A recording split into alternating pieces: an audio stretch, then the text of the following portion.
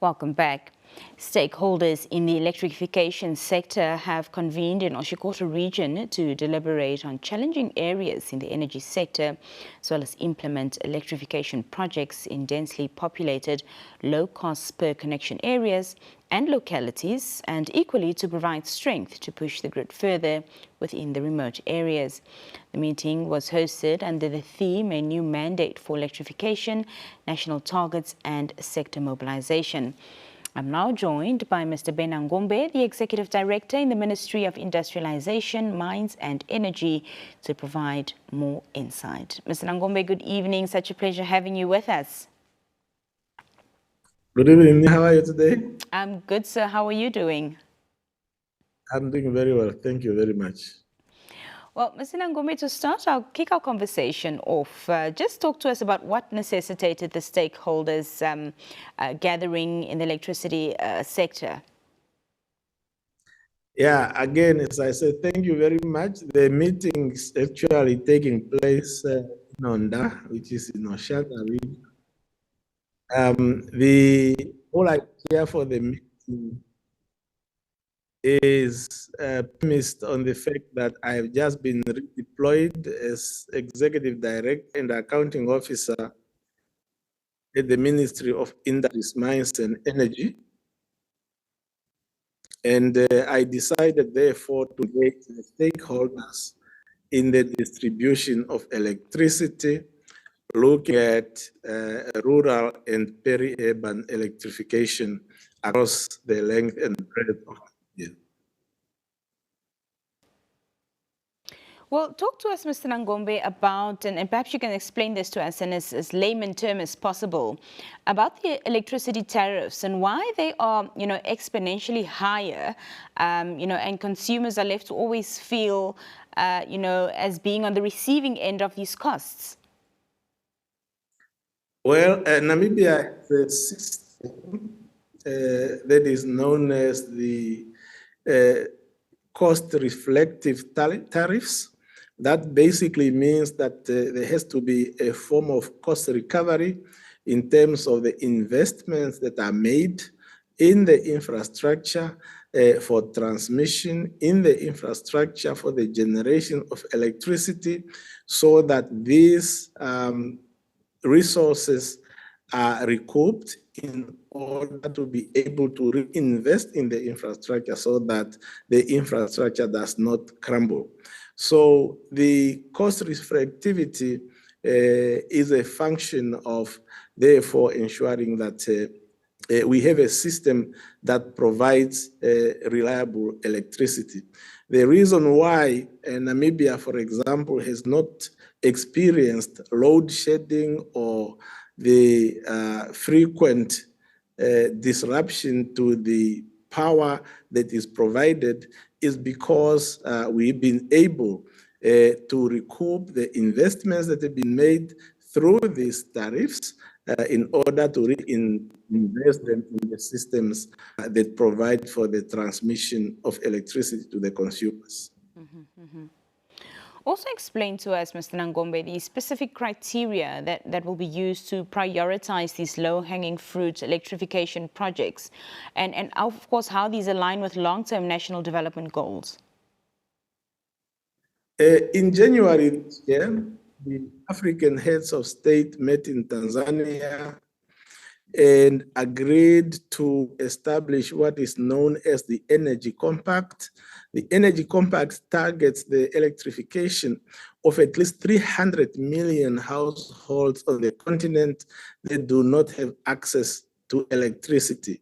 In Namibia, we are talking about connecting at least 400,000 houses by the year 2040 and at least 200,000 by the year 2030. Now, we have the Rural Electrification and Peri-Urban Electrification Program. This program is being implemented through the Ministry of Industries, Mines and Energy, together with our implementation partners, such as the regional electricity distributors, the REDs, and NamPower. And the ministry mobilizes resources, and these resources are then distributed amongst the REDs in order to implement the electrification programs in specific areas of the country. In terms of identifying the areas that need to be electrified, this is an exercise that is carried out by the planners in the ministry based on data that was gathered, for example, through the National Housing and Population Census, where we are able to see through geolocation of the non-electrified areas, identifying them, identifying the public facilities such as schools and clinics and growth points, and also some churches where people gather. So it's a planning exercise that we have that allows us to identify the areas that have not been electrified according to the data that was gathered through the national census and other means. And how will internal capacity, including staffing, logistics, as well as systems, be assessed to strengthen these and meet as well these targeted, accelerated targets? That's exactly why we called the distributors together, so that we understand what their capacities are. We requested that each of these distributors we give a presentation on their capacities, on the challenges in terms of staffing, in terms of technical capacity, in terms of what is it that they have at the moment and the kind of support that they would require from the Ministry of Industries, Mines and Energy, from the regulator, and so that we then assess this, and where and as necessary, we can provide the necessary support to these entities in order to be able to carry out their mandates. Mr. Nangombe, how will the electrification strategy balance grid extension and off-grid solutions to both ensure efficiency and, of course, inclusivity, especially within the remote and marginalized areas? When we talk about access, and we are talking about equitable access, is basically ensuring that each and every Namibian has got access to electricity, whether we are using on-grid solutions, such as extending the national power grid to the extent that is possible in order to reach areas in a most cost-effective manner, we will do that. However, we also recognize that Namibia is geographically vast, and the vastness of our country does not allow for always the national power grid to reach each and every corner. So for that purpose, we do have off-grid solutions such as solar or some form of hybrid solutions that have been implemented. And we have tested this in the past. For example, at Chumkwe and Gam, we have such installations that are hybrid of solar and diesel powered generators to provide the electricity. In many instances where we are not able to extend the national power grid because of cost considerations, we are going to put in place solar solutions. We now know that the solar installations and the technology thereof have advanced to quite a great extent. We now are able to cost effectively install solar solutions in communities, and this will be able to power our schools, they will be able to power our clinics, and they will be able to power households in those localities. So the whole issue of grid maximization, optimization is very important, because this requires resources, and we are talking about large amounts of money. And for that purpose, we need to have to build in efficiencies in the systems and in our implementation modalities.